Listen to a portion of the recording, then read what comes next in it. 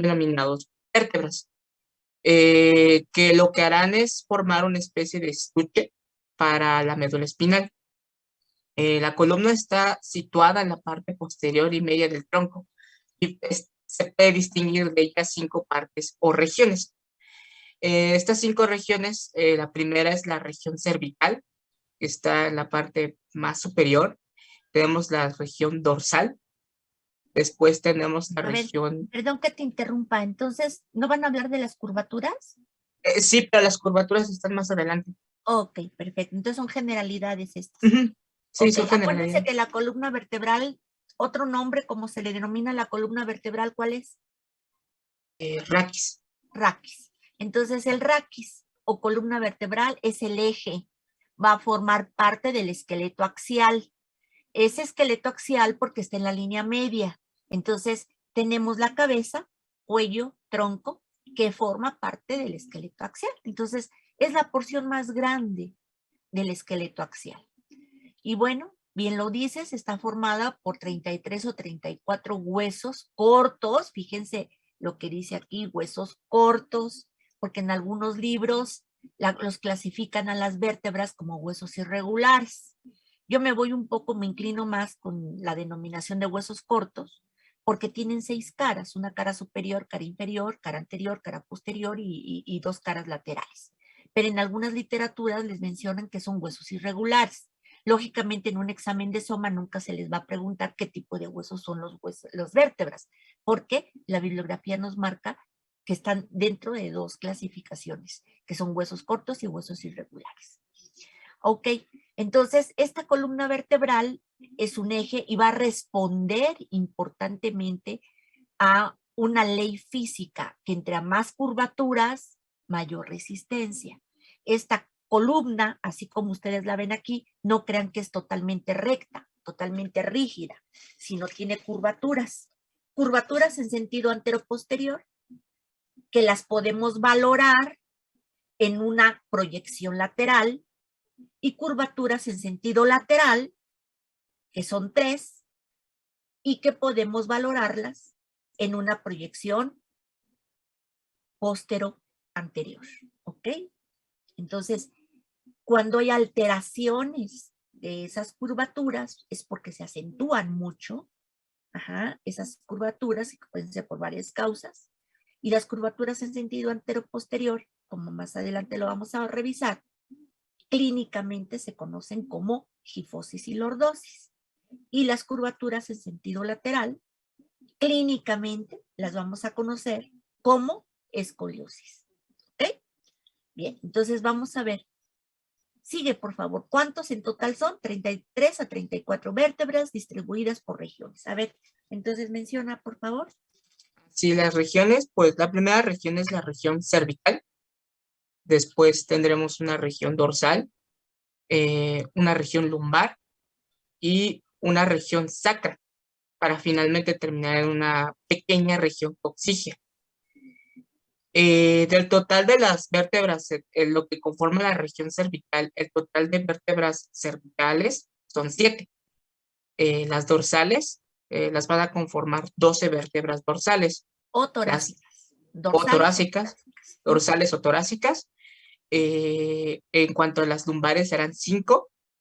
De la parte sacra son 5 de igual forma.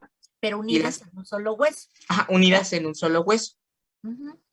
Y para finalmente entre 4 o 5 coxígeas, la parte más pequeña. Sí. La columna vertebral es más larga en el hombre adulto, la cual mide alrededor de 73 centímetros, que a diferencia de la mujer adulta. Y esta llega a tener su desarrollo completo a la edad de los 25 años. Y debido a la vejez, esta se empieza a hacer más pequeña, llega a tener una retracción.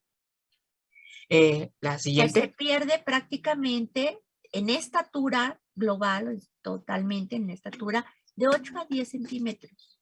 Y se pierde por la deshidratación del disco intervertebral, que es un ligamento interóseo que va a unir a los cuerpos vertebrales. ¿Ok? Entonces, el disco intervertebral también se le conoce como ligamento interóseo, y es un medio de unión o un ligamento que va a unir los cuerpos vertebrales.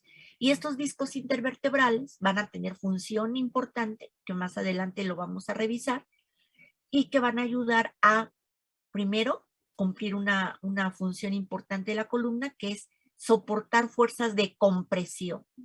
La primera fuerza compresiva es la gravedad. Entonces, soporta fuerzas de compresión. Y la otra, también van a ayudar a soportar fuerzas de tracción y rotación. Es decir, nosotros podemos movernos hacia un lado y hacia otro, podemos rotar nuestra columna vertebral y no pasa nada, no se quiebra, no se fractura, porque tiene prácticamente curvaturas importantes que hay que mencionar. Muy bien, seguimos. La siguiente. En cuanto a la vista, pues su vista anterior y posterior, la parte más ancha va a corresponder al sacro, y va a presentar otro ensanchamiento secundario que está al nivel del atlas, en relación con la función del sostén de la cabeza. El sostén. El sostén de la cabeza. En cuanto a su vista lateral, se va a observar que es más ancha a nivel de la región lumbar, donde pues va a empezar a disminuir paulatinamente su diámetro, antero-posterior hacia arriba y hacia abajo. La siguiente.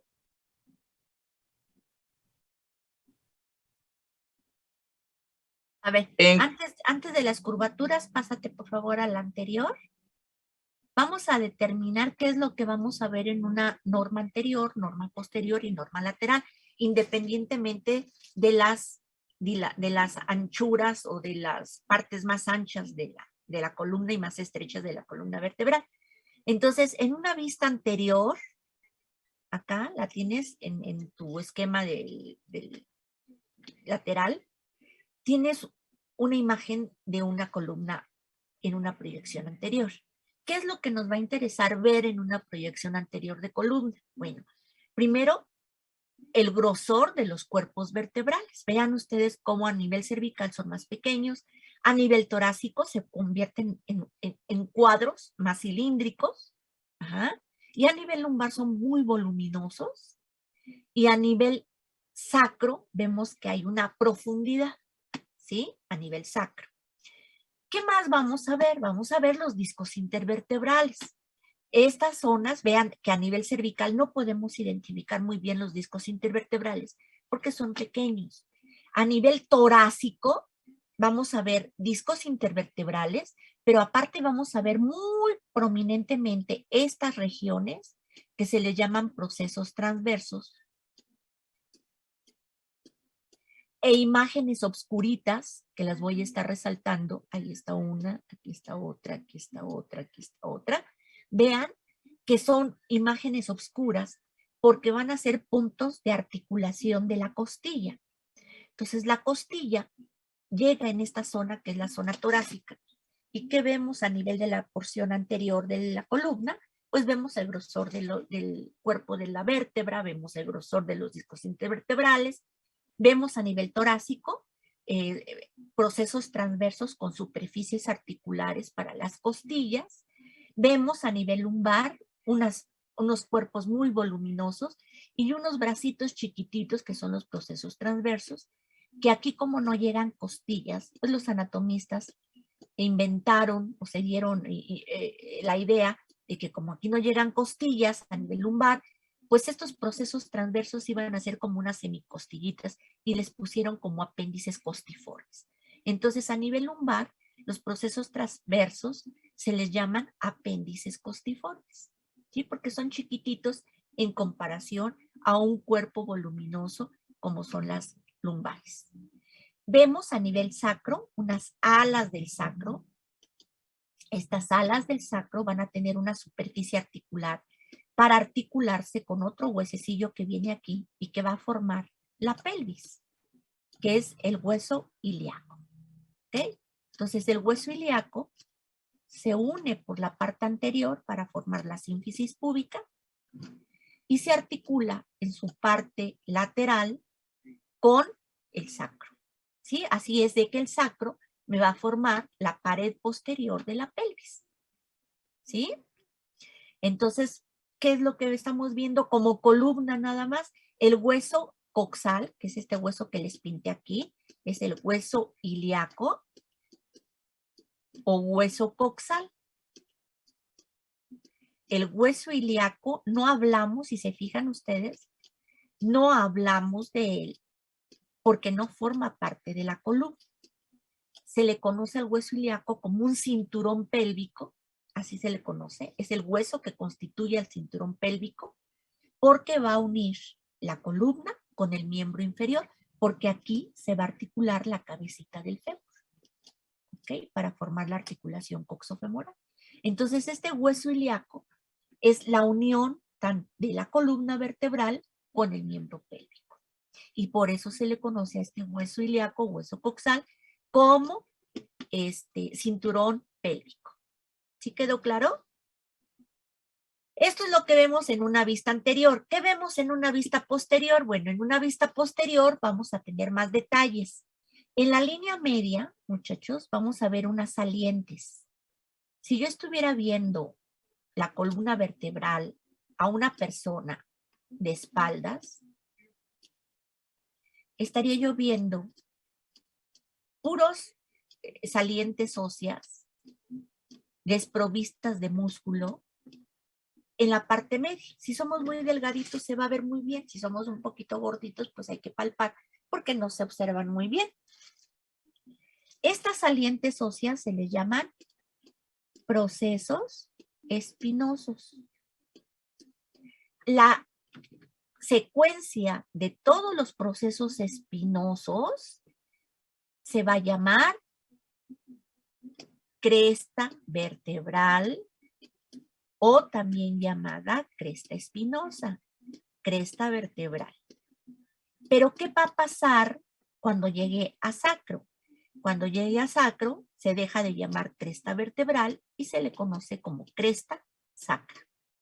Entonces, ¿quién constituye a la cresta vertebral y a la cresta sacra? Pues los procesos espinosos, ¿ok? Los procesos espinosos. Me van a decir, bueno, ¿y por qué es tan importante o qué importancia tiene? Bueno, porque cuando uno tiene práctica clínica, cuando uno tiene experiencia de haber revisado varios pacientes, no hay necesidad de mandar una proyección. Simplemente el estar viéndolo desde la parte posterior al paciente en bipedestación y en posición sedente, podemos ver si está alineada la columna vertebral o si hay cierta inclinación lateral de ella. Entonces, esta sería la cresta vertebral, la cresta sacra. ¿Y qué hay a un lado de la cresta vertebral o cresta sacra? Si ustedes observan bien, vamos a tener unos espacios, estos espacios. ¿Se fijan? A un lado de la cresta sacra. Son espacios que pueden ser cuadrados, pueden ser más largos, más anchos, pueden ser más cortos, pero son espacios que tiene al lado del proceso espinoso. Estos espacios se les llaman láminas. Entonces, la columna, una vértebra, va a tener dos láminas, una lámina derecha y una lámina izquierda.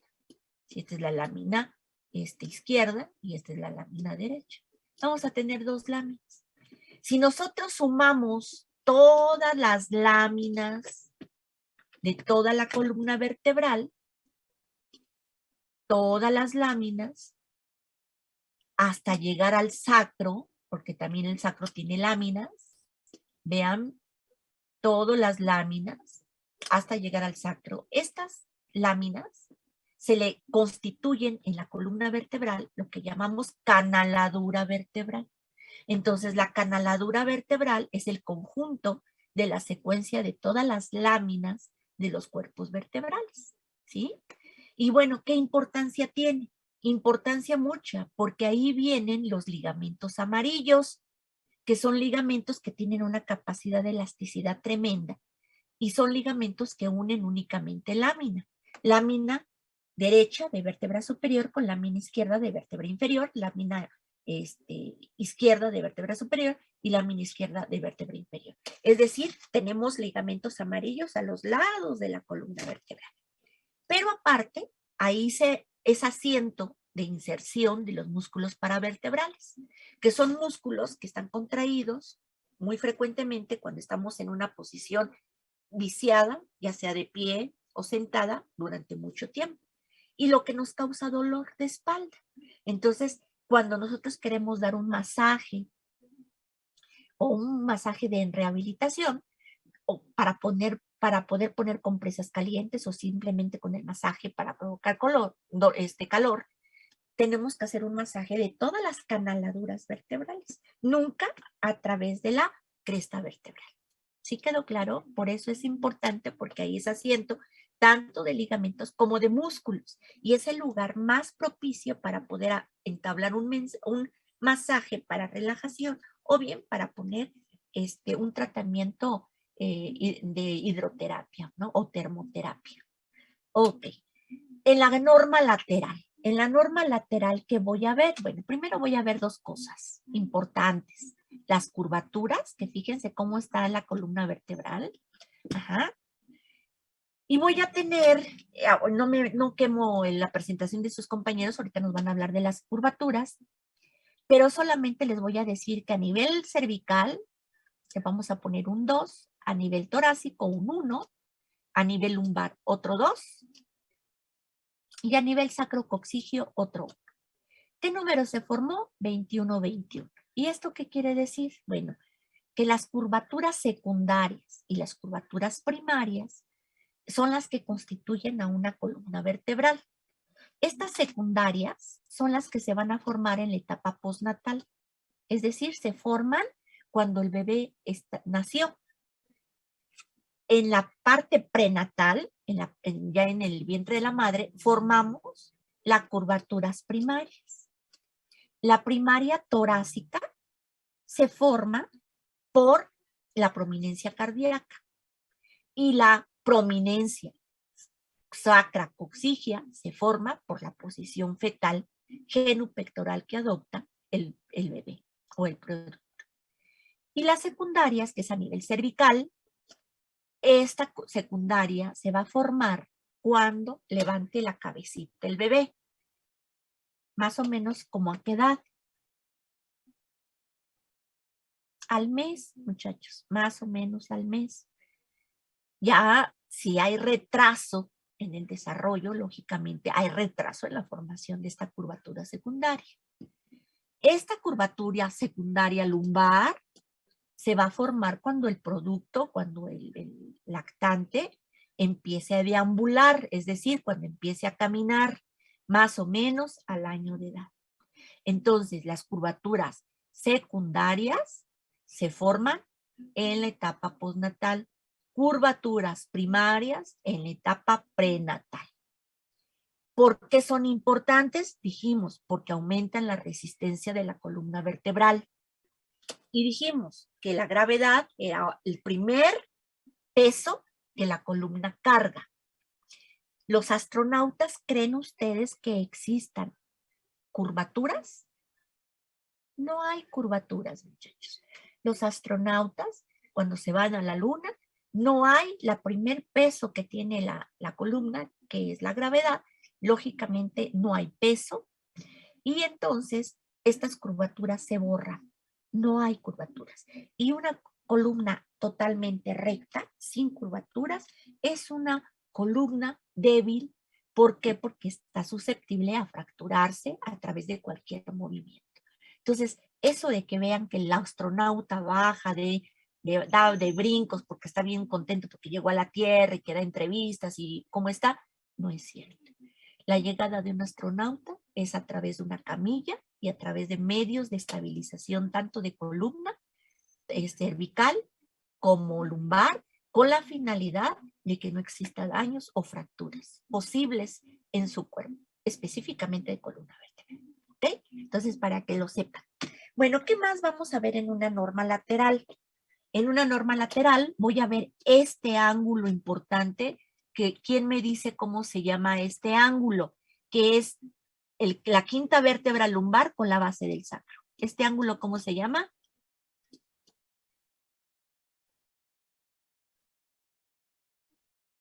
Ángulo de el promontorio o ángulo lumbosacro. ¿Por qué es importante el ángulo lumbosacro de promontorio? Porque es un medio para determinar si el producto es viable a través del canal de parto. Lo podemos valorar bajo un tacto vaginal profundo, ¿sí? Y si es viable, es porque este ángulo lumbosacro no está tan prominente. Si estuviera muy prominente, pues estuviera estorbando el paso, ¿ok? Entonces, también nos sirve, vemos eso. Otra cosa que vemos son estos agujeritos, muchachos. Estos agujeritos es la parte que se forma, estos agujeritos, es la parte que formamos al estar articulando los pedículos de las vértebras.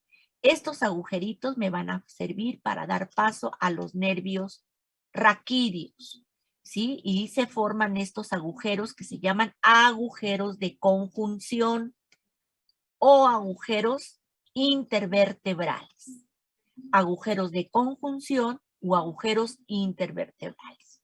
Si existiera una espondilolistesis, espondilolisis, es decir, un desplazamiento de los cuerpos vertebrales y pudiera haber un cierre o compresión del agujero de conjunción por una degeneración del pedículo, entonces podemos tener parestesias, depende del nivel en donde encontremos, ¿ok? Entonces, por eso es importante encontrar estos agujeros de conjunción. Y el último detalle que podemos valorar en una norma lateral sería la orientación que tienen los procesos espinosos. Vean cómo a nivel cervical están horizontal y están bifurcados. Vean cómo a nivel torácico están dirigidos hacia abajo y terminan en punta. Aquí están horizontalizados. Aquí están vistos en torácica, ven hacia abajo y terminan en punta. En las lumbares vuelven a horizontalizarse estos procesos espinosos. Y a nivel sacro, pues lo que estamos viendo es una continuidad de estos procesos espinosos a nivel del hueso sacro. La concavidad sacra es importante, ya lo habríamos hablado de acuerdo al ángulo lumbosacro o ángulo del promontorio. Eso es lo que vamos a ver en las normas. Ajá. Normas lateral, anterior y posterior. ¿Alguna pregunta? Entonces, si se les pregunta, ¿quién forma la canaladura sacra? ¿Ustedes qué responderán? Los procesos espinosos. La canaladura. Las láminas. Las láminas, correcto. ¿Quién forma la cresta espinal o cresta vertebral? Los procesos Los espinosos. procesos espinosos, correcto. Si yo quisiera ver un borramiento de las curvaturas en sentido antero-posterior, estaría yo pidiendo ¿qué proyección? Lateral. Una proyección lateral, correcto. Si quisiera yo ver una compresión o deslizamiento del cuerpo vertebral, ¿qué proyección tendría yo que tomar? Una lateral. Si yo quisiera ver una desviación, una escoliosis, que es una desviación lateral de la columna vertebral, estaría pidiendo una postero-anterior, que sería esta. ¿Sí? ¿Sí quedó claro? Ok. René, ¿quieres hacer alguna pregunta o alguna aportación? Bueno, es una pregunta, doctora. ¿El ángulo se llamaba lombosacro, el que está en la vista lateral? Así es este. Es el ángulo lumbosacro o ángulo del promontorio.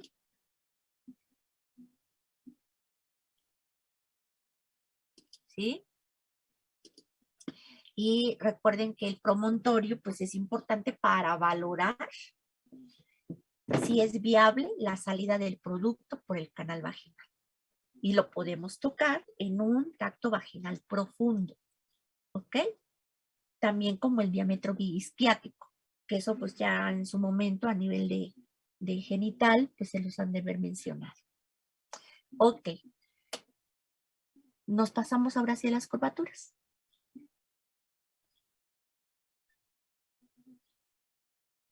Sí, las curvaturas, pues va a tener diferentes curvaturas. La primera va a ser una en sentido antero-posterior, donde tenemos una primera curvatura que tiene una convexidad, es la primera que está ubicada en la región cervical. Después tendremos la segunda, con una concavidad en la dorsal, que está en la región dorsal.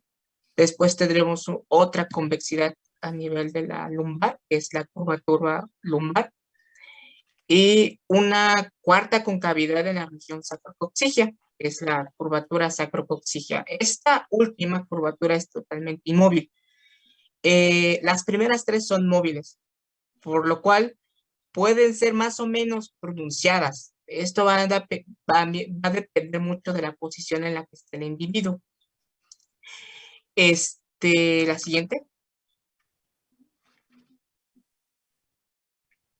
Tendremos las curvaturas laterales, son menos pronunciadas que las anteroposteriores.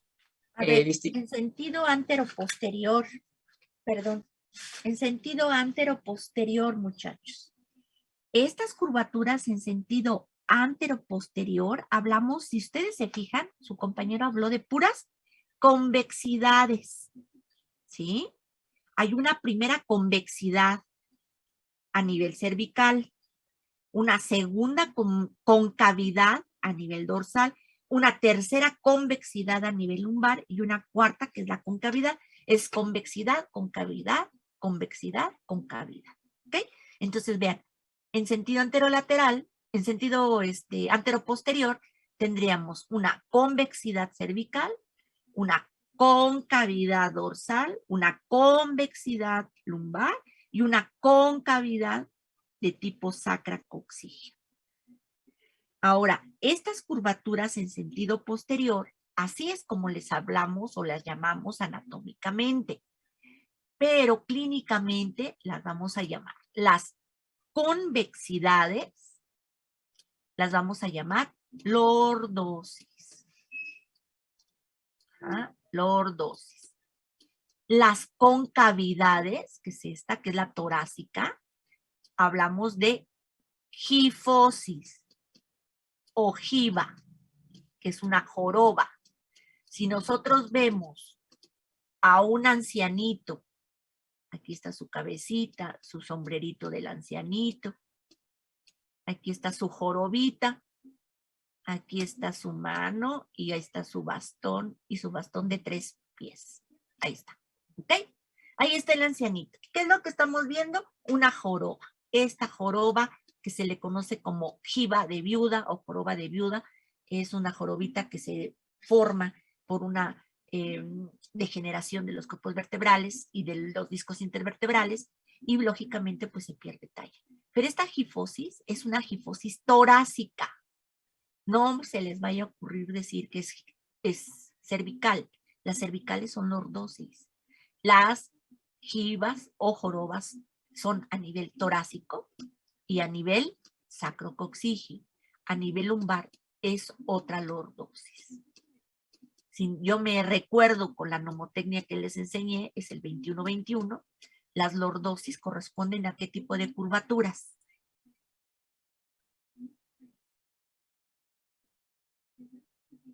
Las secundarias. Las secundarias, correctos. Y las jibas o jorobas a las curvaturas Primarias. primarias, correcto. Entonces, así es como las vamos a conocer anatómicamente, convexidades y concavidades, y a nivel clínico como lordosis y gifosis. ¿Ok? Lógicamente, estas pueden ser pronunciadas dependiendo si hay sobrepeso, si cargamos cosas pesadas, si usamos tacones, se acentúan las lordosis, ¿sí? Y las jibas. Entonces, por eso es que cuando usamos tacones, pues todo el cuerpo se tornea, se vuelve contorneado, se vuelve definido, las piernas se ven más estilizadas, el derrière, lo que es la nalga, se ve más pronunciada, los senos y el pecho sale con mucho más vigor, dando la apariencia de que hay mucho busto, ¿verdad? Muchas mamas, y entonces se forma pues un cuerpo más delineado y más curvilíneo en la mujer. Nos quitamos los zapatos de tacón, muchachas, y pues el encanto se perdió porque lógicamente la columna toma su apariencia normal. Ajá, entonces me van a preguntar, bueno, ¿y es bueno usar zapatos de tacón? El tacón indicado ortopédicamente es de 4 centímetros. Imagínense los taconzones que a veces nos ponemos que son de 12 o hasta de 15 centímetros. Vean ustedes qué drástico y qué trauma, ¿no? Podemos tener a nivel de columna si los usamos de forma continua. Ok. Bueno, seguimos entonces esas curvaturas en sentido antero-posterior. Doctora, Ahora, una pregunta. sí. Por ejemplo, como usted dice, las mujeres cuando usan tacones se ven diferentes. Ajá. ¿Y qué pasa con las mujeres que, por ejemplo, ahora sobre todo en pandemia, que no utilizaban tacones, utilizaban tenis o chanclas para estar en su casa y eso? A la larga les hace daño a su columna el no tener algún tipo de taconcito o algo. Lo ideal, Jesús, es de que la mujer cambiemos de zapato. Igual el varón, pero lógicamente el varón, bueno, pues de forma rutinaria no usa tacones, ¿verdad? Pero sí usa tacones más adecuados y aceptados fisiológicamente, porque usa tacones de 4 centímetros. Ajá. Mientras que la mujer, pues exageramos, porque luego nos vamos desde el de piso hasta el tacón de 12 centímetros. Entonces, estos cambios tan drásticos de uso de tacones en la mujer le provoca alteraciones posturales en el pie, o bien puede haber desprendimiento o ruptura del tendón de Aquiles.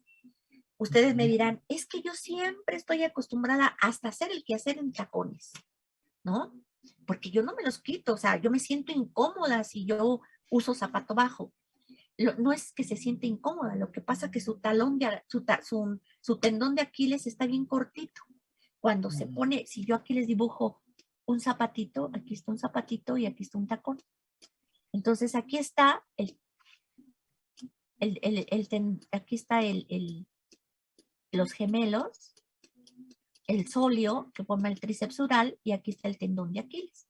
Entonces el tendón de Aquiles, muchachos, es corto cuando usamos un tacón alto. Cuando de repente cambiamos el tacón y lo volvemos de piso, ¿cómo creen que se vuelva el tendón de Aquiles? Más largo. Más largo. Lo que puede provocar que como no está acostumbrado a utilizar este tipo de calzado, que es de menos suela, se pueda tener un desprendimiento y una fractura del calcaño. Y entonces aquí hablamos de fracturas por fatiga, no porque estemos corriendo o seamos deportistas, no, sino por un sobreexceso de uso y mal uso de nuestros zapatos. Entonces, aquí sí se puede provocar fracturas, se puede provocar desinserciones tendinosas, desgarros ligamentosos y lo que ocasiona prácticamente alteraciones en el pie y, lógicamente, alteraciones en las curvaturas de la columna vertebral. Entonces, y eso puede hacer que a la mujer le duela la espalda. Bueno, o sea, claro, claro que sí. Y todo comienza por esto. ¿Sí? Entonces, por eso es tan importante que nosotras como mujeres estemos acostumbradas a alternar zapatos bajitos, de mediano tacón, de tacón un poquito alto.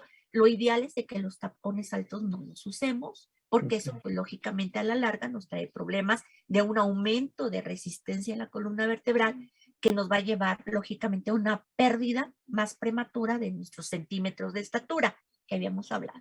Entonces, hay que cuidar todos estos aspectos por muy mínimos que sean. Entonces, esos zapatos, bueno, cuando vayamos a hablar de pie, esos zapatos de gallo que le dicen que donde meten el dedo nada más, también son malos. Entonces, vamos a ver diferentes tipos de calzado que lógicamente están de moda, pero adecuados no lo son. ¿Ok? Bien, gracias, maestra. Muy bien. Entonces ya terminamos aquí y nos pasamos con las curvaturas laterales. Bien. Bueno, las curvaturas laterales son menos pronunciadas que las anteroposteriores, distinguiéndose la primera, que es la primera curvatura cervical, que se va a formar a partir de la tercera vértebra cervical, a la cuarta dorsal. Bueno, aquí ya se los marqué con color naranja. La dirección de esta primera curvatura es convexa a la izquierda. Después tendremos la segunda, que es una curvatura dorsal lateral, que se va a extender de la cuarta dorsal a la octava, a la cuarta octava, y tiene su convexidad a la derecha. Después tendremos una tercera lumbar, que tiene una convexidad hacia la izquierda, y de todas estas curvaturas, la más constante es la dorsal, y es la más marcada. Las otras son llamadas curvaturas secundarias o de compensación. Y en general, todas estas curvaturas contribuyen a la resistencia de la columna vertebral. Y de acuerdo a lo que dice el libro del Quirós, dice que tiene un principio que dice que las columnas elásticas soportarán tanto mayor presión de manera vertical cuanto mayor número de curvaturas alternativas presenten. Así es. Entonces es una columna, entre más curvaturas tenga o más pronunciadas estén, mayor resistencia tendrá. Ajá. Entonces, esta es una convexidad. Acuérdense que las curvaturas laterales son puras convexidades. La primera, que es la cervical, es una convexidad a la izquierda y que va de la tercera vértebra cervical a la cuarta. La segunda, que es la dorsal, es una convexidad pero a la derecha y es de la cuarta dorsal a la octava dorsal. Y la tercera, que es la curvatura lumbar, es una convexidad a la izquierda, ¿sí? A la izquierda. Entonces la tenemos izquierda, derecha, izquierda. Ajá, puras convexidades. Ahora bien, estas convexidades, muchachos, algunos libros no la toman muy en cuenta porque tiene que ver con algo muy casual o muy rutinario que hacemos, muchachos. Que es el uso de nuestra mano derecha o el uso de nuestra mano izquierda. Si nosotros usamos mucho la mano derecha, las curvaturas tendrán que hacerse hacia qué lado.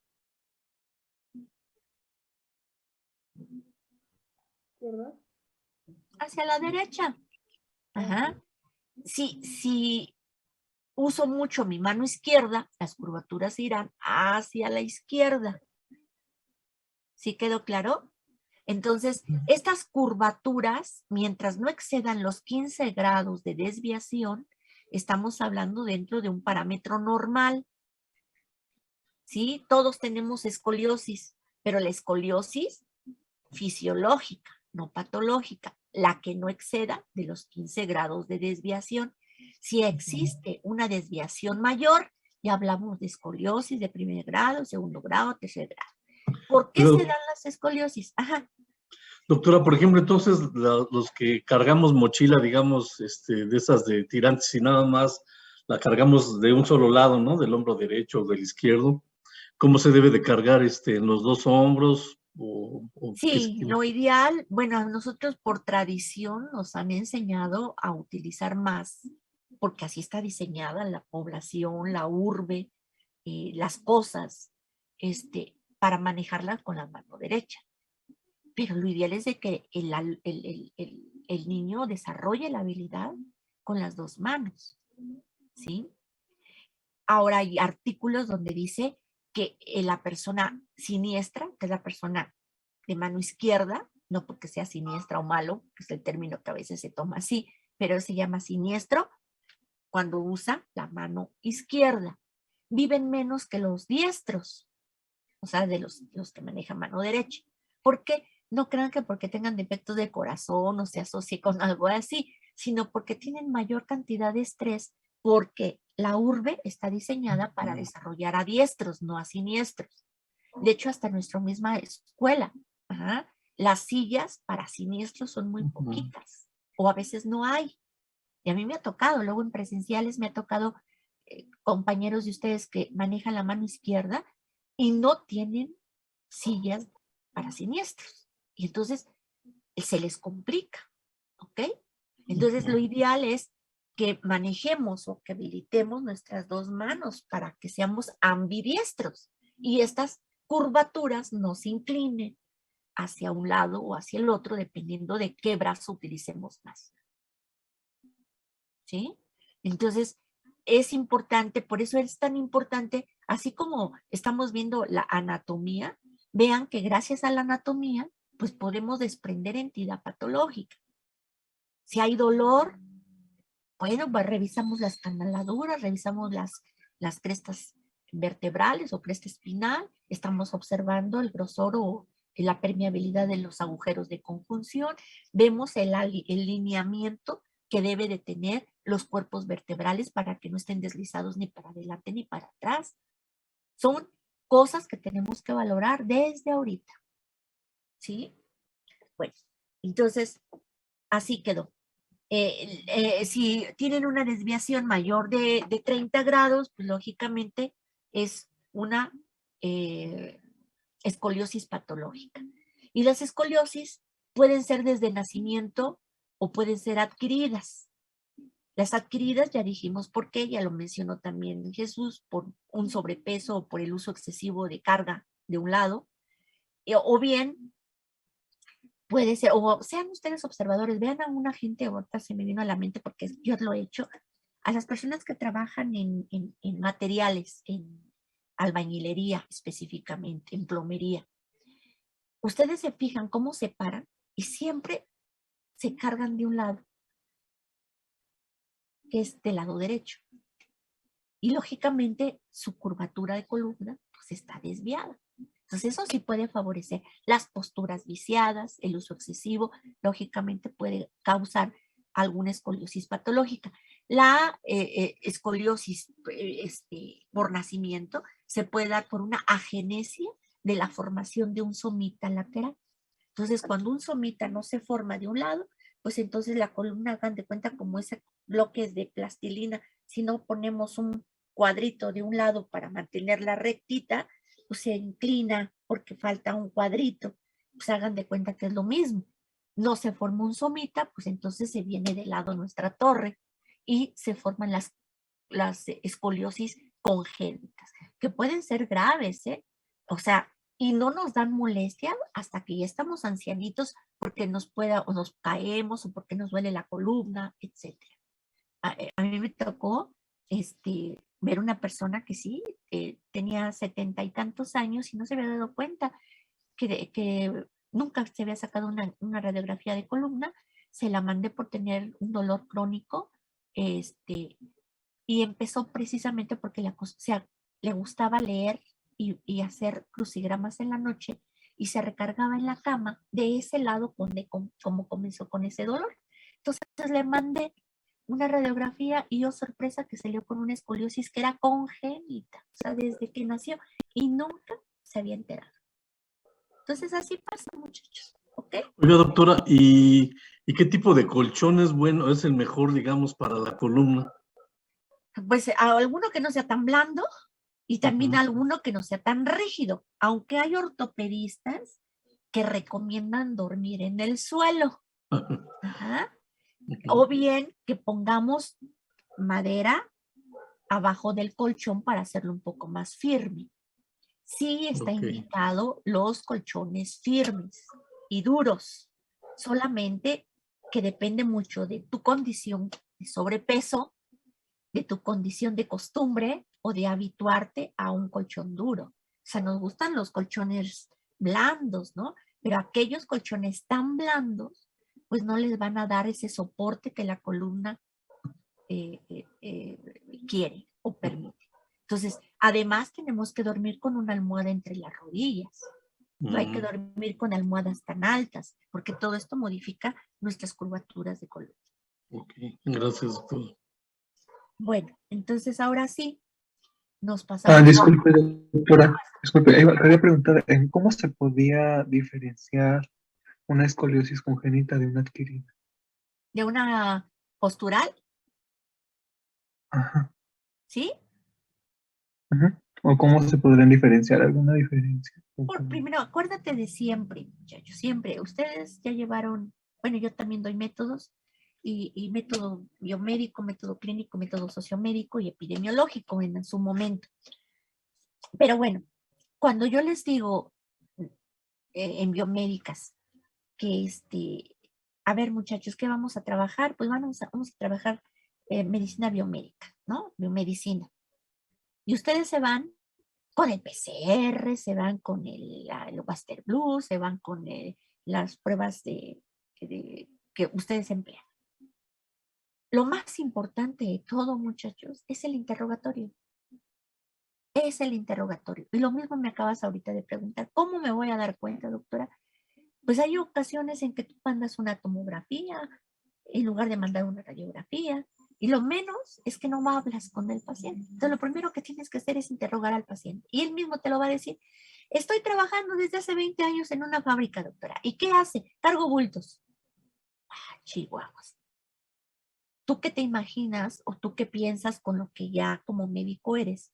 Una escoliosis congénita a los 30 años de edad.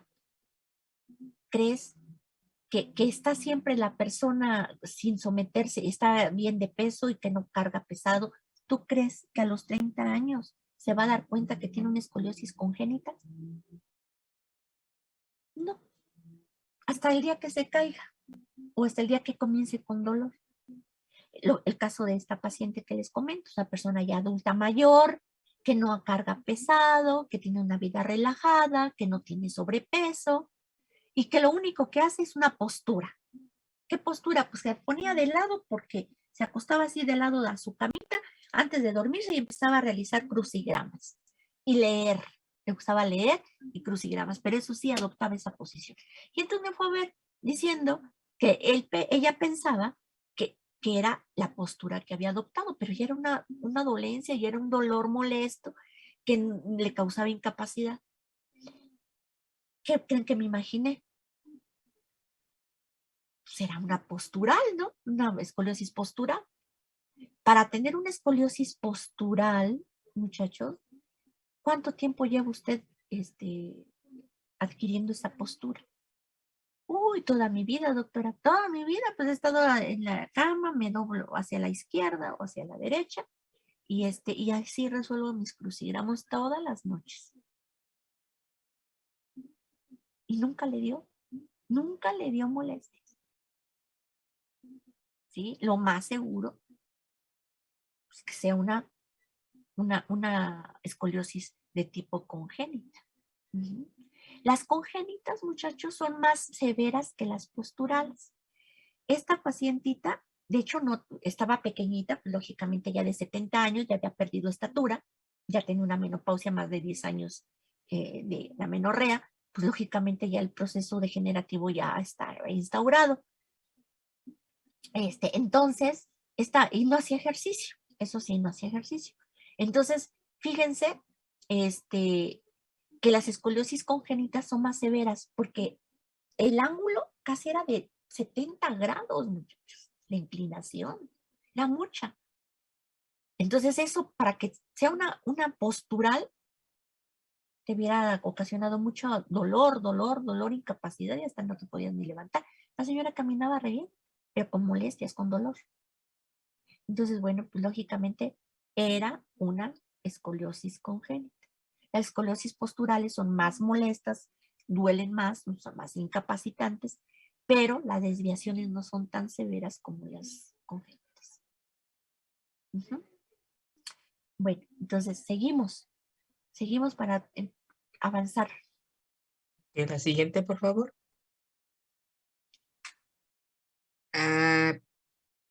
Bueno, usted, doctora, ya había mencionado algunas características, pero pues voy a continuar con lo que es la configuración.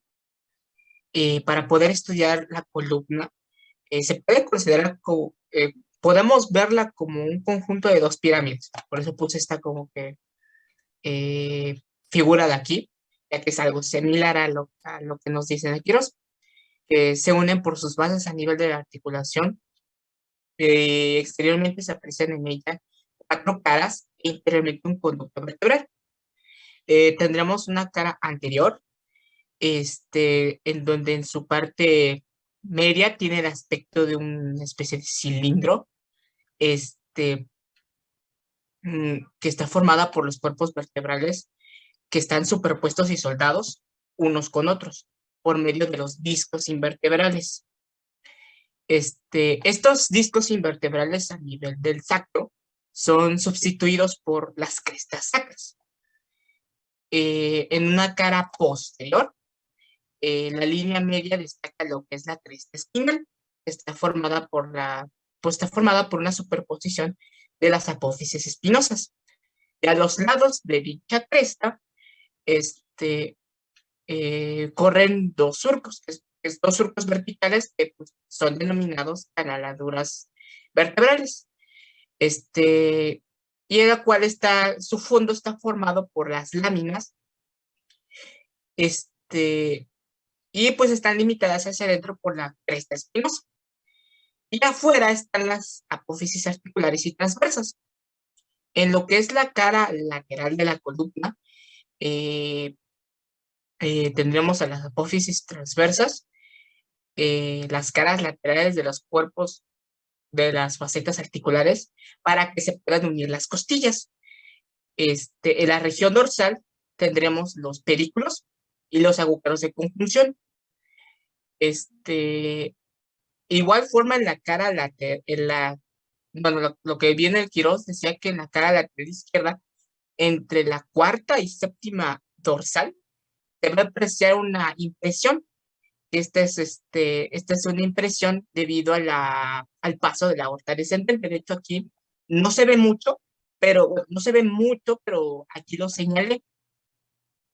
Se nota no se nota, como digo, no se nota mucho, pero sí se llega a percibir que hay como un pequeño fondo. De igual forma,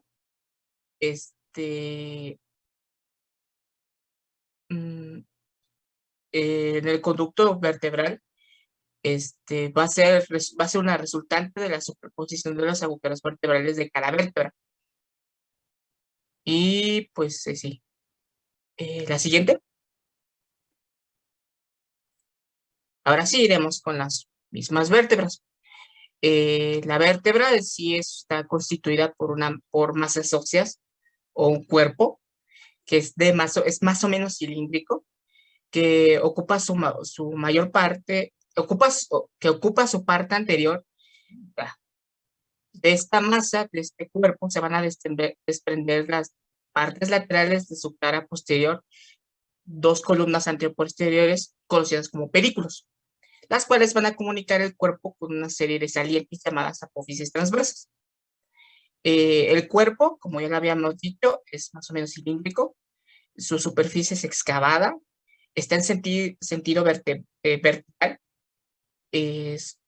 y está en sentido vertical sus caras laterales y anteriores. En cuanto a su parte posterior, está ligeramente excavada. Y tendremos un agujero vertebral que es de forma triangular, o a veces la encontraremos casi circular. Va a estar constituida por la cara posterior del cuerpo vertebral hacia adelante y por la cara interna de los pedículos a los lados. También tenemos una apófisis espinosa, que es una saliente que está más ancha por delante, que sería la base, y está que por detrás, que sería el subvértice. Está situada en una línea media y en la parte posterior de la masa oficiaria, a la cual se le va a unir por su base, bueno, también tendremos una apófisis transversa, son dos, y están situadas a cada lado de la masa apofisiaria, y pues está dirigiéndose transversalmente hacia afuera. También tendremos apófisis articulares, que son 4 para cada vértebra, 2 superiores y 2 inferiores. Y también tendremos láminas o láminas vertebrales, que serán 2 de derecha a izquierda, y parten de la base de la apófisis espinosa hacia adelante y hacia afuera para poder unirse a las apófisis articulares y transversas. Estas tendrán una forma cuadrada con una cara anterior. Van a constituir parte del conducto raquídeo. Y también tenemos una posterior que forma el fondo de la canaladura vertebral. Y también tendrán un borde superior, también otro inferior. Ok, no. La siguiente. Obviamente, estas vértebras tendrán diferentes tipos. La primera vértebra es la tipo cervical. Su cuerpo va a ser de forma elipsoidal. Yo ya no te interrumpo porque son estructuras que ya les dije, son 7 las partes de una vértebra tipo. Agujero vertebral, agujeros vertebral, los pedículos que al superponerse forman el agujero de conjunción, las láminas, los procesos transversos, los procesos espinosos, las apófisis articulares, que son 4, 2 superiores y 2 inferiores por vértebra, y las láminas, que van a ser 2 por vértebra, una derecha y otra izquierda. Entonces, todos estos elementos, que son 7 elementos de una vértebra tipo, de una vértebra regular, de una vértebra común, ya las vas a denominar, las vas a mencionar qué características tiene cada elemento por región. Entonces, ahora sí ya no te voy a interrumpir. Si hay algo que no señales, ahí sí, ¿sale? Para que te vayas de corridito. Gracias, maestra. Ok, entonces el cuerpo de la vértebra cervical será de forma elipsoidal y va a ser de gran diámetro de manera transversal. En su cara superior y en los extremos de su diámetro transverso van a haber 2 salientes o ganchos, o también denominados apófisis semilunares, que van a corresponder a las escotaduras de su cara inferior. También tendrán un agujero vertebral que será de forma triangular con un borde anterior más extenso que los otros 2. De hecho, en la imagen les señalé las características que voy a seguir mencionando para que no se pierdan. También tendremos una apófisis espinosa que es corta, horizontal, con 2 tubérculos en su vértice. También tendremos una apófisis transversa. Están implantadas sobre el cuerpo de la vértebra y presentan un orificio en su base, que es el agujero transverso. De hecho, en la imagen les mencioné aquí el agujero transverso. Pues aquí está la apófisis transversa, y pues como lo ven está totalmente implantado el cuerpo. Este agujero transverso va a ser de gran importancia porque aquí va a pasar la arteria vertebral. En esta misma apófisis transversa, pues va a poseer 2 tubérculos, uno anterior y otro posterior. También tendremos una apófisis articulares, que pues la primera es superior, que se va a dirigir hacia atrás y hacia arriba. Y las inferiores van a estar en dirección de delante y abajo.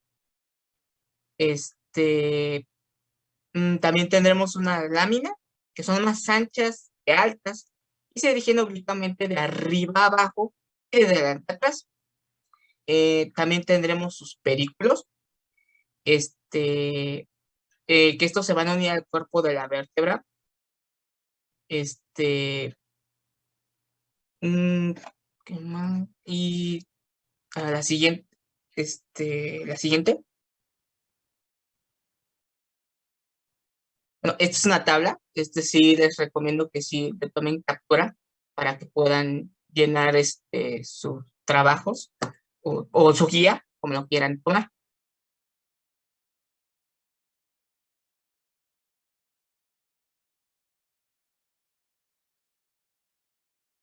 Después tendremos a las vértebras dorsales, que su cuerpo es casi cilíndrico, con sus caras anterior y laterales que van a estar excavadas verticalmente. Su cara posterior está excavada en sentido transversal. Va a presentar un carácter distintivo de manera arriba y abajo de la parte posterior de la cara lateral del cuerpo. Va a tener facetas articulares donde se van a apoyar las cabezas de las costillas. va a tener su agujero raquídeo, que es circular o sensiblemente circular, como lo dice el Quirós. Va a tener también una apófisis espinosa, que va a ser más larga que las demás vértebras. Este se va a dirigir hacia atrás y hacia abajo. Y su característica es que va a tener una forma de una pirámide triangular. También tendremos una apófisis transversa, que esta tiene dirección de hacia atrás y afuera. Y en su cara anterior, va a estar ostentando en la cara anterior del vértice una superficie articular. Esto va a servir porque va a ser la tuberosidad de la costilla correspondiente a la que le va a corresponder. También tendremos una apófisis articulares, que igual se va a dividir en dos. Las superiores, que van a partir de la parte superior de la base de la apófisis transversa, y las inferiores, pues van a ser de la parte anterior de las láminas vertebrales. También tendrá su respectiva lámina, que es tendrá una forma cuadrada. También tendrá sus respectivos pedículos, que estas se van a desprender de la parte posterolateral de los cuerpos vertebrales, más cerca de la cara superior, va a estar más cerca de la cara superior que del inferior. Y debido a su escotadura inferior, es más profunda que la superior. La siguiente.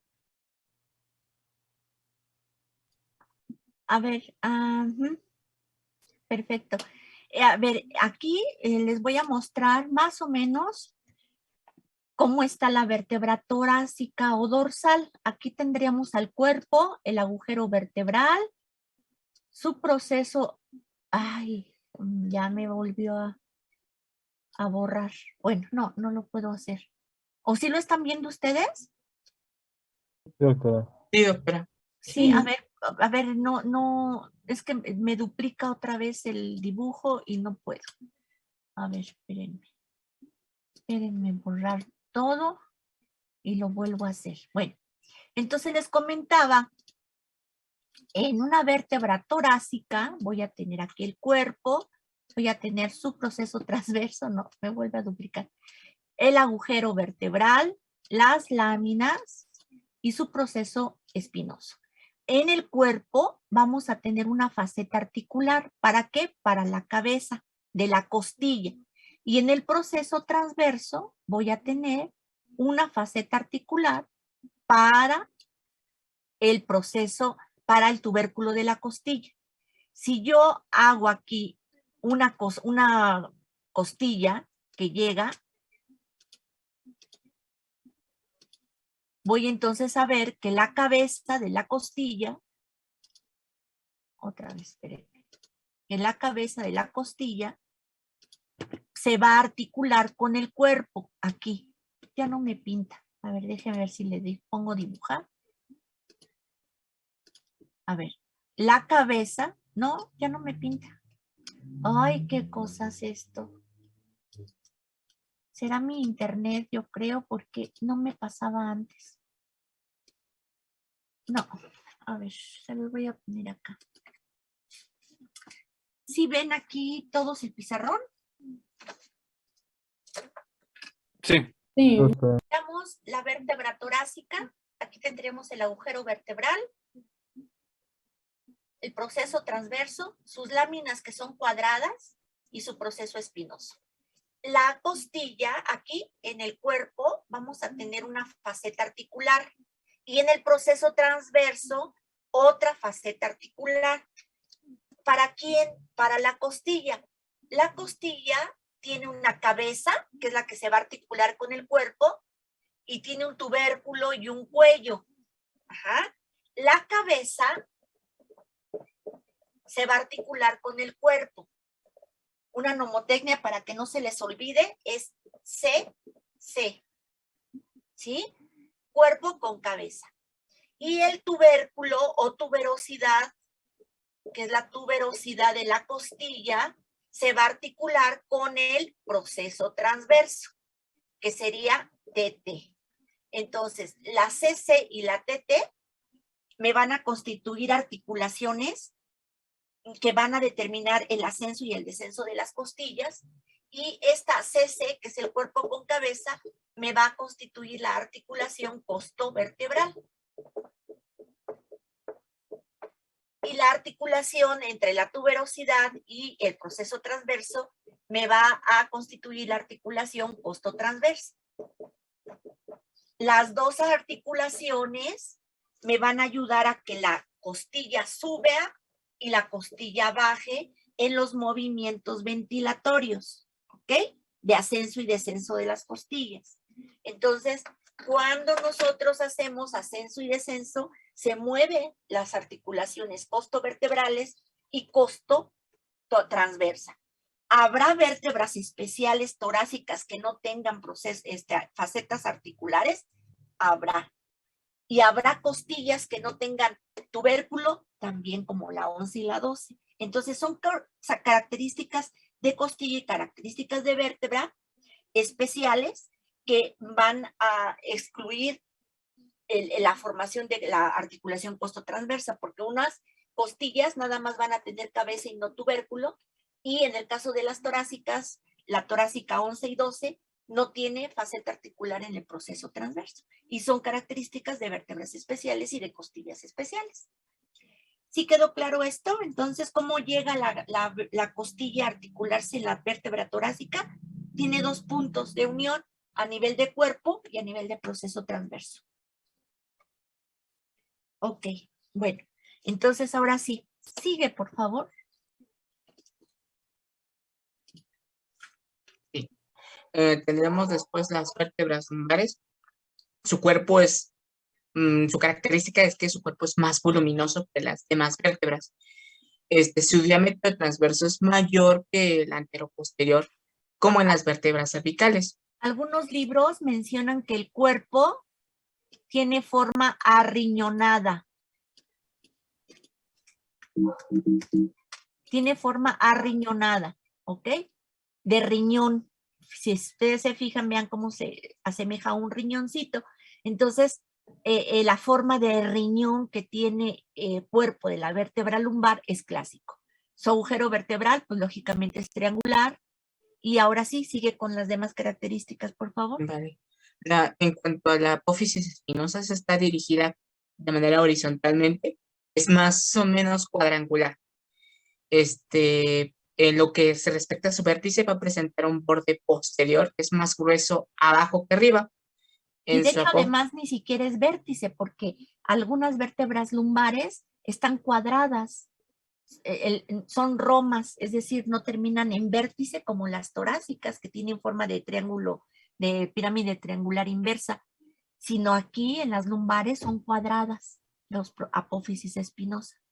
Cuando doy clase a nivel presencial, todos los modelos anatómicos que hay en el módulo de Soma, modestia aparte, y lo tengo que decir porque nadie lo dice, todo el mundo los usa, pero nadie lo dice, y creo y me imagino que nadie lo va a decir, y si no lo digo yo, pues lo tengo que decir yo, porque a mí me costó. Todos los modelos anatómicos que están en el módulo de Soma, los adquirí. Unos fueron donados por odonto a nivel de cráneo, unos de acrílico, la mayoría cráneos que pude ir adquiriendo con mis alumnos haciendo modelos anatómicos de cráneos naturales, están ahí en el módulo. Tenemos dos columnas muy bonitas, una fue donada por un grupo mío y la otra yo la adquirí cuando era coordinadora de módulo. Tenemos pelvis, tenemos fémures, muchos, todos los fémures. Hubo también alumnos míos que cuando yo trabajaba modelos anatómicos con ellos, organizaron un esqueleto completo, chicos, completo de hueso, fémur, tibia, rótula, peroné, todo el hueso articulado, todos articulados. Y lógicamente, ¿no? Como todo, yo creo que hay envidias y podemos decir muchas cosas, pero una cosa es lo que se dice y otra cosa es lo que se comprueba. Y a mí nunca me ha gustado que hablen sin tener pruebas. Y lógicamente, pues no soy moneditadora, ¿verdad? En algún momento dado yo creo que a alguien le caí mal y ante su situación que se encontraba en su momento, pues quiso desprestigiar esa buena intención y dijo en su momento que que ese esqueleto tenía pelos y que tenía esta piel humana y que era un poco de infección. Cuando yo me enteré de eso, estaba la doctora Downson, que era coordinadora de módulo de respiratorio, pero era jefa de laboratorio de micosis y de histopatología. Y le pedí exactamente a ella que hiciera el análisis. Me dijo, no, doctora, por favor, dice, no es nada de eso. Dice, eso salió de la boca de una persona que no tiene estudio.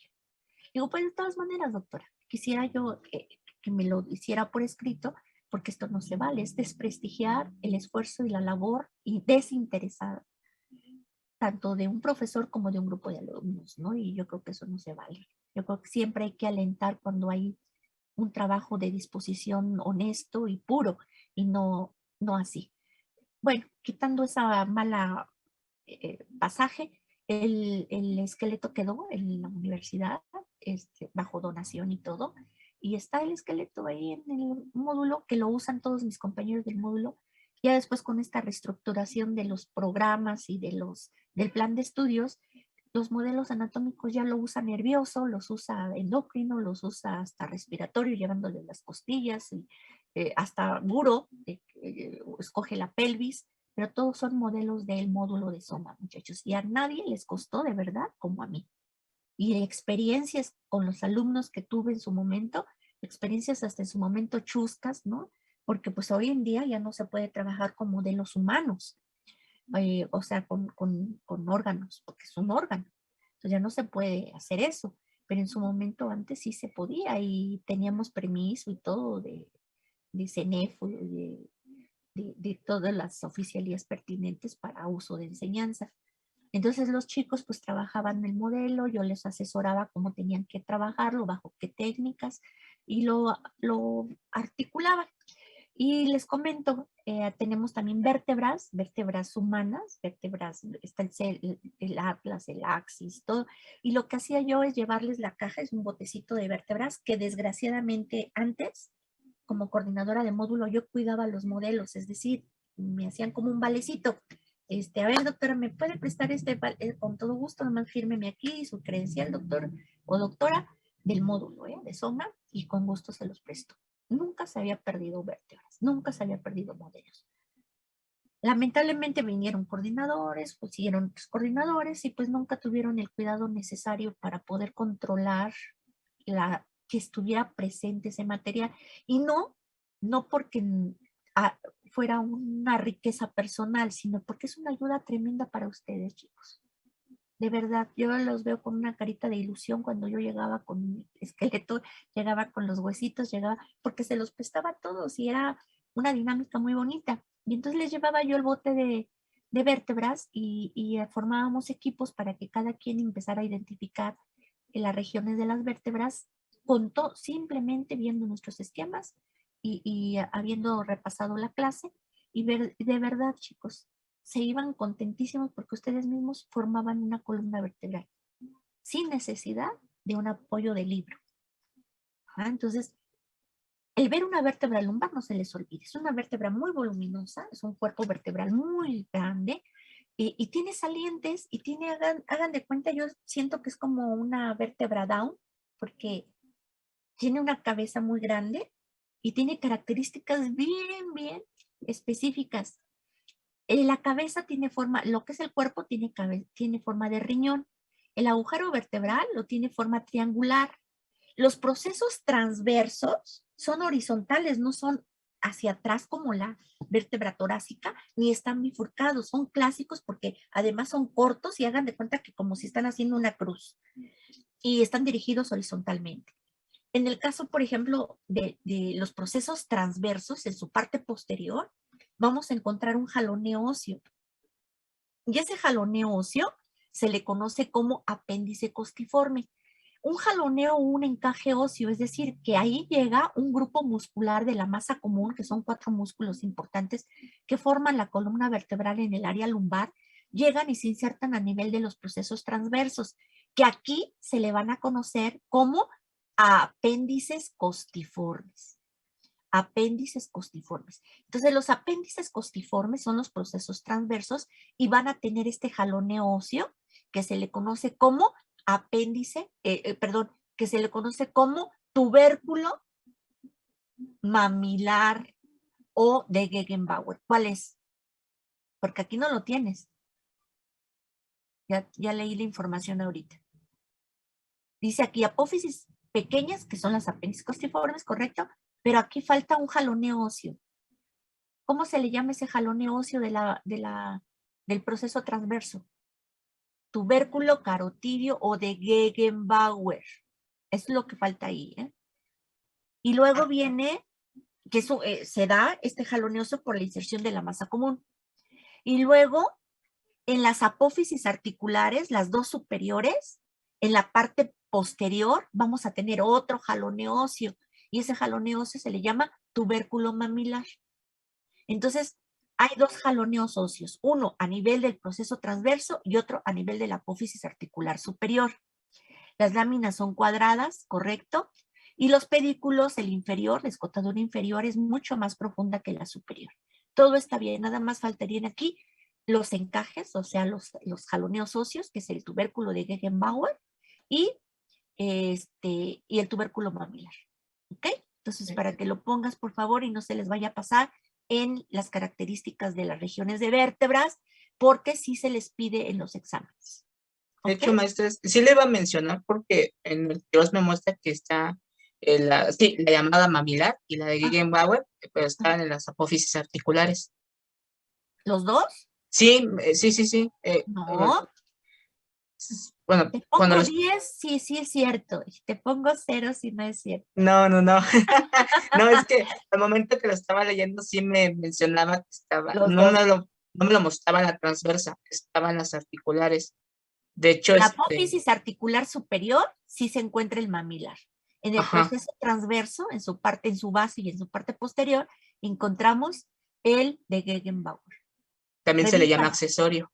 Accesorio de Gegenbauer. Ajá. Ajá. Entonces, revísalo. Son en las dos partes, una en proceso transverso y otra en la apófisis articular superior. Estoy revisando el Quiroz y efectivamente, como dice Jorge, aquí aparece que en la apófisis articular está el mamilar y el de Gegenbauer o ¿Los accesorio. dos? Ajá, aparecen No. en las apófisis articulares. Ay, qué bueno que lo dicen, porque a lo mejor es la edición del Quiroz, muchachos. ¿Qué edición es? Es La última. déjame ver. No es la última. No es la última edición. Ah, no, creo que sí. Déjame checar. Un momento, que aquí Y lo eso es tengo. algo muy importante, muchachos, porque fíjense, yo también en fisiología, cuando les hablo del metabolismo de calcio y fósforo, cuando les hablo de la fisiología muscular, siempre les recomiendo el Gannon de fisiología médica. Ajá. El Gannon o el Gayton, ¿sí? Principalmente el Gannon viene muy bonito, o venía muy bonito la descripción del metabolismo de calcio y fósforo. Pero las últimas ediciones, muchachos, 0. Entonces siempre procuro decirles las ediciones, aunque vayan, y nunca me habían dicho de esto del Quiroz. Y Pues es algo importante. es la edición de 1991. Una grandotota de color rojo. No. No, pero ya encontré. Ajá, a ver. Sí, en la parte posterior y externa de las apófisis superiores existe un tubérculo llamado mamilar. Otro ¿Correcto? tubérculo parecido, denominado tubérculo de Gegenbauer o accesorio, se halla situado en la parte posterior de la base de cada apófisis transversa. Este es ¿Correcto? la apófisis transversa, pero pues las pone juntas ahí en la de articular. No, De hay hecho, que sí. leerle bien. Entonces no hay error. No hay error. No, sí Estoy está bien. bien. Estoy bien, les dije. En la base del proceso transverso y en su parte posterior encontramos al tubérculo de Gegenbauer o accesorio. Y en la parte posterior de la apófisis articular superior tenemos al tubérculo mamilar. ¿Sí quedó claro entonces ya, verdad? Entonces no hay Sí. error. Leímos mal, ¿verdad? Sí leímos mal, pero Correcto. pues lo iba a mencionar. Pero bueno, gracias. No Gracias hay de para qué, al corregirlo. contrario, pero qué bueno que lo dicen porque en el Rose, por ejemplo, y en el GNC también encontramos 2 errores. Antes de que saliéramos de la pandemia, estuve haciendo un ejercicio con ustedes en el módulo y vi unos errores garrafales de 2 libros y hasta ahí quedaron, porque ya como no hubo reuniones y se vino esto de la pandemia y todo eso, pues lógicamente ya no dimos prioridad a adaptar a los programas a una situación virtual. Entonces, sinceramente, con esta situación, pues ya no se dio, pero voy a retomarlo para poderlo hacerlo público con mis compañeros de módulo, porque hay errores muy fuertes. Entonces, por eso me interesaba. Si es cierto, pues para saber en qué edición y todo, y saber si hay ese error. Pero ya vimos que no lo hay, entonces está todo bien. Apófisis articular superior, tenemos un jalón negocio y a nivel del proceso transverso tenemos el otro jalón negocio. Bueno, muy bien, seguimos, muchachos. Ok. Pues las láminas van a ser cuadrangulares. Los pedículos pues van a estar dirigidos hacia adelante y atrás y presentan sus escotaduras inferiores que son mucho más profundas que las superiores. Y en cuanto a su estructura, este cuerpo vertebral está formado por tejido esponjoso, recubierto por tejido compacto en sus caras anterior, lateral y posterior. Las bases solo van a poseer un reborde de tejido compacto. Todas las apófisis van a estar formadas por este tipo de, por tejido de esta clase. Y aparte van a encerrar en su parte inferior un tejido diploico.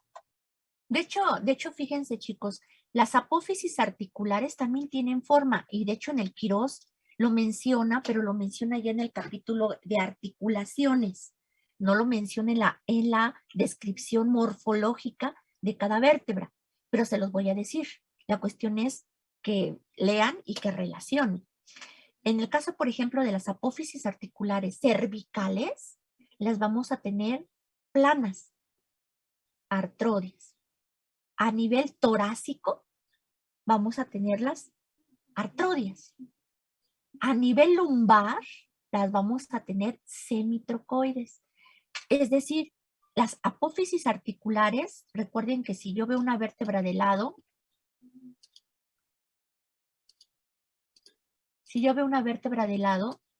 ay, no puedo. ¿Por qué será? A ver. No.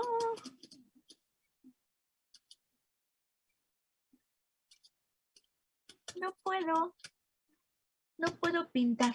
Bueno, las apófisis articulares son 4, 2 superiores y 2 inferiores. Las 2 superiores se van a articular con las 2 inferiores de la vértebra de arriba. En el caso, por ejemplo, de las vértebras lumbares, vamos a tener una apófisis articular convexa y otra cóncava. Entonces hagan de cuenta que en lugar de estar así planitas como las artrodias, van a hacer esto y forman articulaciones semitrocoides. Entonces, en la descripción de cada una de las regiones no lo marca, pero ya cuando veamos las articulaciones de columna vertebral sí las marca. Entonces, para que no pierdan de vista esa situación y vean, fíjense qué bonito, esa es la idea de un libro, muchachos. Un libro no nada más es la transcripción o el copy-paste, el copiar y pegar, sino es esa correlación que tienen que hacer y el análisis que se tiene que hacer de un libro. ¿Ah? Entonces, cuando nosotros ya conocemos cierta nomenclatura, si ustedes ya aprenden esta nomenclatura, van a tener bases y van a tener criterios para poder decir este libro está bien o este libro no, o esta exposición está bien, esta exposición está mal. Fíjense ¿cómo se llama esta exposición donde muestran con plastinificación los cuerpos? Que se encuentra en Seúl. ¿Un anfiteatro? No, el anfiteatro es donde se hacen todas las necropsias. No esta exposición que da vuelta al mundo y que están los cuerpos trabajados con plastinificación. ¿A poco no la conocen? Ay, se me fue el nombre. No, doctora. Bueno, es una exposición que muestra los tejidos del cuerpo, específicamente hueso, ligamentos, músculos, y están plastinificados, es decir, con una técnica de plastinificación, que es una técnica antes novedosa, hoy ya conocida y que tiene unos elementos químicos que trabajar y en condiciones determinadas. Esta exposición, ustedes la van a ver y bueno, es majestuosa porque lógicamente hay mucho aporte económico para montarla y el tratamiento del cuerpo y todo está precioso, ¿no? Pero si ustedes saben la nomenclatura anatómica, se van a dar cuenta 1 o 2 o 3 errorcitos que hay a nivel de los textos que nos muestra en esta exposición. Entonces, para que ustedes se animen y se entusiasmen que esto no lo van a tirar a la basura, lo van a usar y cada día de su vida, porque ustedes van a tratar lumbalgias, porque ustedes van a tratar esguinces, porque ustedes van a tratar fracturas, porque ustedes ya si no pueden tratar una fractura ya lo mandan, pero ya lo mandan con una nota respetada, no una nota que se ve que ni siquiera pasaron por el módulo, ¿no? Pues ya una nota en donde ya, chihuahuas, este chamaco sí se sabe las cosas bien, ¿no? Y porque lógicamente lo plasman. Entonces, esto les va a servir para su ejercicio profesional. Bueno, entonces ya quedó ahí sus procesos espinosos, sus procesos transversos y todo. ¿Alguna duda de esta vértebra? Si no, nos pasamos ya al sacro. Creo que no, doctora. Ok. Y bueno, pues aquí está, igual les puse una tabla. Aunque bueno, tengo que corregirla también para agregar lo que son la mamilar y la Gegenbauer. Gegenbauer. Gegenbauer o accesorio. Ok. Entonces ahí hay que agregarlo, nada más para que no se les vaya a pasar. Muy bien. Seguimos. Bueno, antes de pasar a las vértebras especiales, pasemos por lo que es la vértebra sacra y coxígeno. La primera es la vértebra sacra. Esta está, Perdón que te interrumpa, pero creo que ya nos pasamos, ¿verdad? 5:52. sí, maestra. ¿Vemos Ya nos sacro para el pasamos. viernes o lo vemos ahorita? Ustedes digan. Yo creo Porque que para el... para el perdón. viernes, Ajá. bueno, O vamos quiere que... no, no hay problema por mí, chicos. Hay disposición mía, nada más si es cuestión de que ustedes se cansen o estén cansaditos, no hay problema por mí, le cortamos aquí y ya. Yo lo digo y les pregunto por ustedes, por eso de que no nos debemos de pasar mucho tiempo en la computadora por sanidad, por salud. Entonces, vemos el sacro para la siguiente sesión, es rapidito. Recuerda, por favor, mencionar la superficie auricular, la base, el vértice, la norma lateral, anterior y posterior.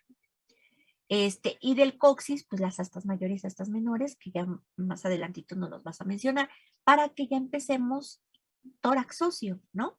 Empezamos faltan de hecho, faltan las columnas especiales. Digo, las vértebras las especiales. vértebras especiales. Nos estaríamos pasando a ver vértebras especiales y ahora sí tórax, ¿no? Sí. Ajá, te lo digo para que conozcamos tórax, columna y ya después articulemos. Sí. Ok, bueno, chicos, los abrazo desde la distancia, me dio mucho gusto escucharlos, verlos y saber que están bien. Cuídense y nos vemos el viernes con el examen de cabeza. ¿Sale? Bueno, cuídense. Sí, gracias. Sí, gracias. Sí, doctora, hasta luego. Gracias. Bye.